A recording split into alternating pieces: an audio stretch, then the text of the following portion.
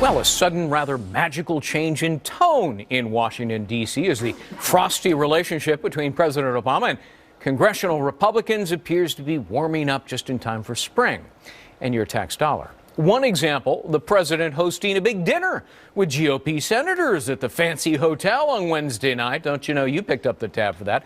On the surface, the ice looks like it's melting just a bit. Is this really a genuine thaw? Is it stagecraft? President Obama's charm offensive, nothing more than cosmetic moves. Let's bring in our political insiders. John LeBoutillier, former Republican congressman for New York. Doug Schoen, he too a Fox News contributor and former pollster for Bill Clinton. Pat Caddell is out sick today. We hope he gets well soon. All right, so after 4 years, the president finally decides he's going to meet with the other side. Well, that's exactly right. And I think, as we'll get to in a second, Greg, his poll numbers are starting to drop. The scare tactics on Sequester appear not to have worked, if not backfired. And the American people are saying, we need to govern. We need to get results, not just play the blame game. Bottom line, the president decided to reach out.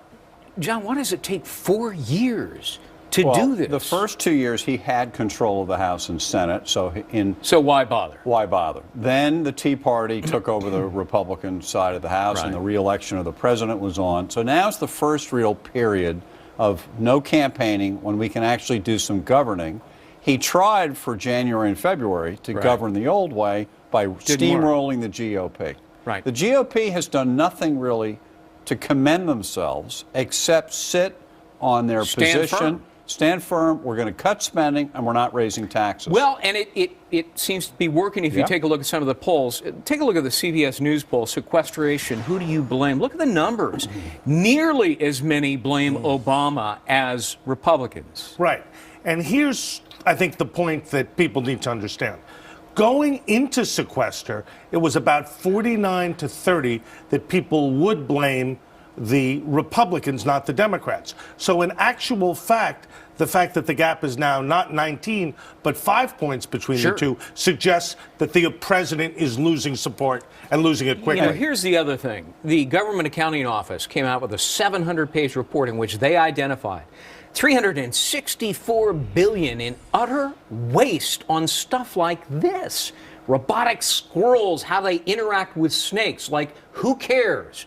Climate change musicals, pet shampoo products, eating more caviar. Don't do it. Seniors playing, you know, these online. I mean, just look at this list here. It is patently absurd. And then you got people like John Cornyn coming out and studying the Pentagon budget and saying, wait a minute, their budget isn't getting cut. It's actually going up, not down. Okay, but we've got to be adults about this thing. That stuff is emotional, and we read it without really knowing how that spending goes on. There's no way you can justify any of that stuff. Well, but the real money is in entitlements. And neither side has gotten to that. Neither side is talking about it. And unless and until we get there. Doug, let's talk about this. At the dinner the other night, we have 12 Republicans and conservative Republicans sitting with the president. What went on there? Did they tell him what you just said, that in order to fix this budget problem, Mr. President, Medicare, Medicaid, Social Security need to be adjusted to save them? Did he hear that? He might have heard it once or twice, but he didn't hear it in a serious and sustained way, John, with a programmatic plan, a budget, and a clear commitment by the Republicans to get it done. One happy talk dinner ain't going to do it. That's for sure. And, you know, he's also looking, in addition to the sequestration, who gets the blame, he's looking at his personal poll numbers. Let's put two of them. This one probably shook him up a little bit. Quinnipiac, an 8-point drop since December. The Gallup, and this is the latest that came out, 4 hours ago, a drop of 6 points in his approval rating in 1 week. Here is what's going on. Bottom line, the president and his people monitor these polls daily. They do their own polls. They typically mirror what you're seeing in public. And they see that the charm offensive was a necessary counterweight to the president's brinksmanship on Sequester. And planes were going to fall out of the sky. Old people were going to die. Children were going to starve. And when it didn't happen, the president shut down the White House, the People's House, to tours. Take a listen to his own wife, Michelle Obama. This is really what the White House is all about. And I say this all the time, it's the People's House. It's a place that is steeped in history, but it's also a place where everyone should feel welcome. And that's why my husband and I have made it our mission to open up the house to as many people as we can. Yeah, and a couple of months later, he shuts it down. Has that backfired? Oh, yeah. Now, that said, we now know that to keep it open for these tours is $18,000 a week. But we also found out this week that if you donate $500,000 to Americans for Action, Obama's new organization, C4.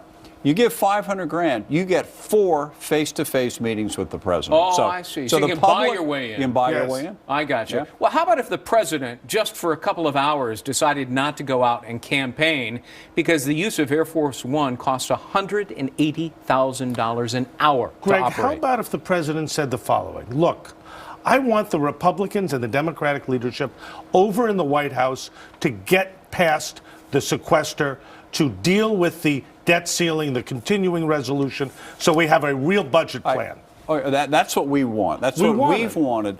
I think the American people want it, Now, too. the White House did announce this week that they want a grand bargain by the end of July when the next debt ceiling vote is due. That's what we all want. John, what are they going to do to get there?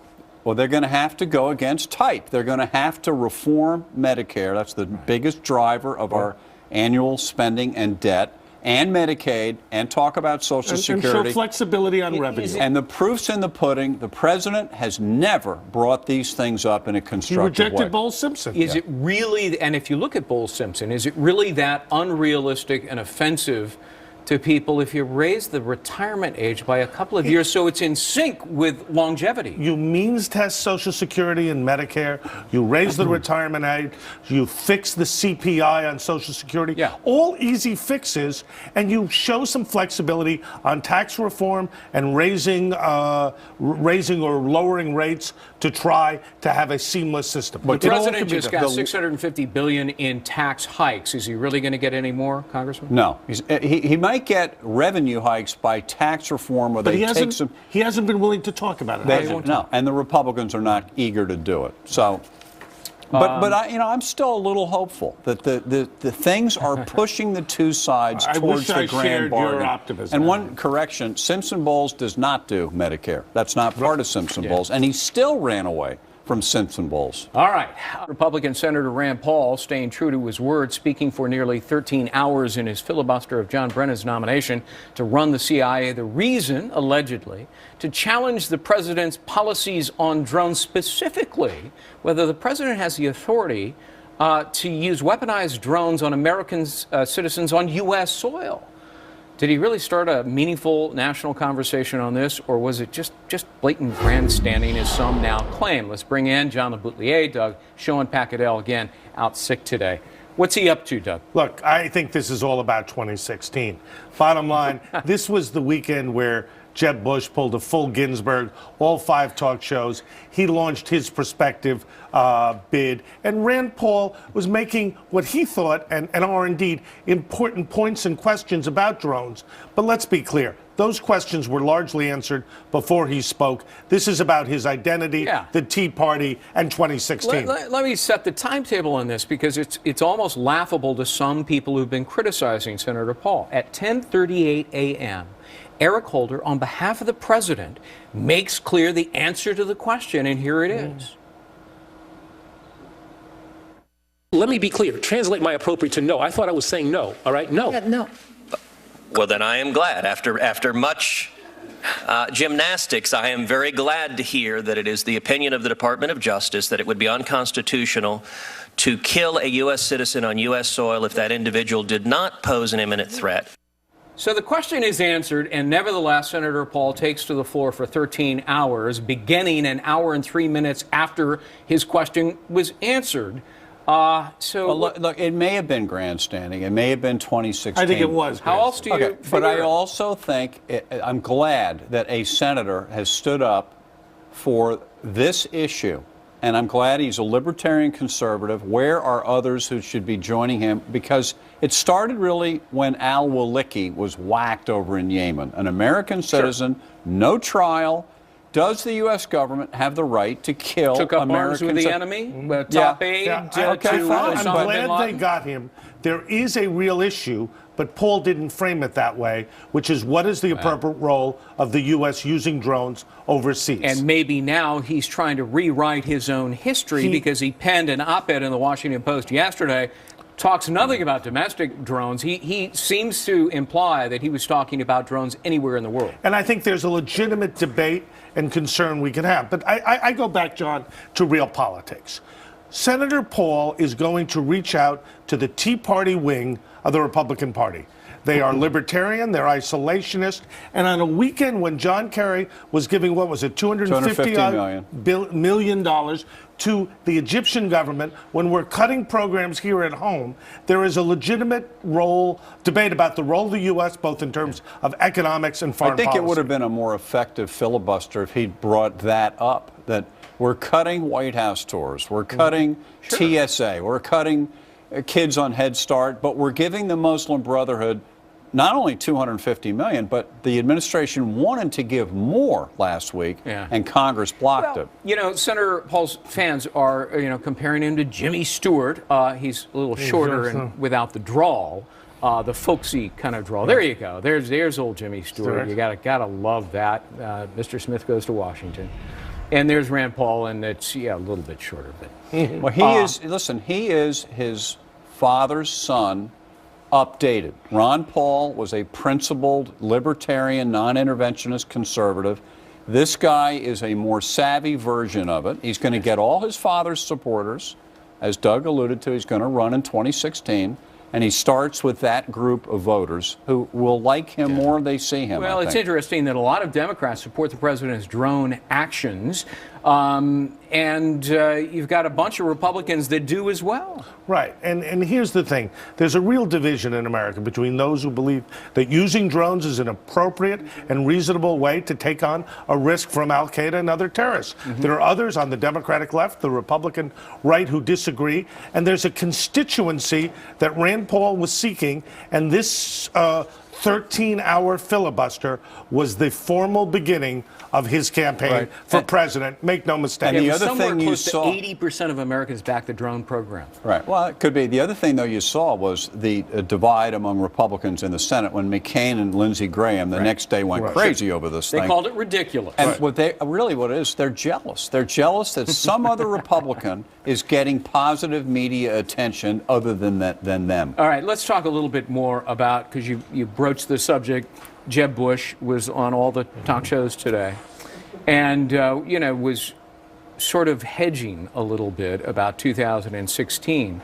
Hillary Clinton would appear to be in the lead. It's way too early.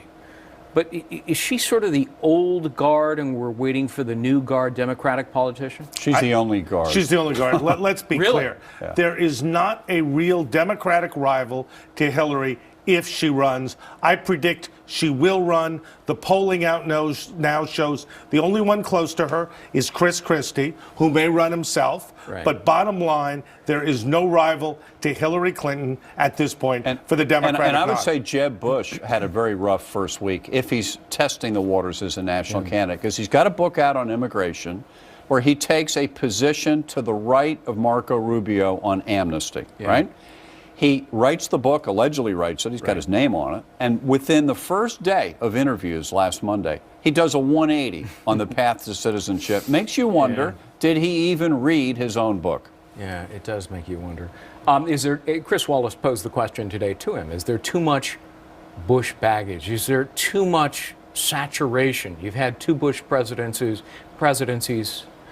Look, it's clearly a problem because George W. Bush still has a lot of baggage. But bottom line, John's right. The issue is who is Jeb Bush, what does he stand for, and what's his program. And it's not a problem for Hillary Clinton, whose husband was president? Highest popularity rating of any politician in the country. But she's only polling at around 50%. But Bill Clinton is so popular that the Clinton name is a popular name at the moment. The Bush name is not popular. Then why isn't she more than 50%? Because there are Republicans who are credible. She's got a 68% approval, and one other statistic. She will raise, you heard it here first, $2 billion. $2 billion. $2 billion. Yeah. $2 billion. I thought the high water mark was $1 billion. You guys are doubling down. We're doubling down, on the Jeb Bush and the Bush fatigue thing, Greg, I think, yeah, to start out, there is Bush fatigue. But if he were to be a very dynamic candidate, like we heard he was in Florida, if he was that way as a national candidate, he could overcome it. And he can do it. I got to go. I'm getting a hard out on these guys. All right, John LeBoutillier, Doug Schoen, and Pat Goodell, we wish you well. A little under the weather today. You can get more of the Political Insiders every Monday, 10:30 a.m. Eastern, live.foxnews.com. They'll be back here on Sunday. You can also follow them on Twitter at FN Insiders.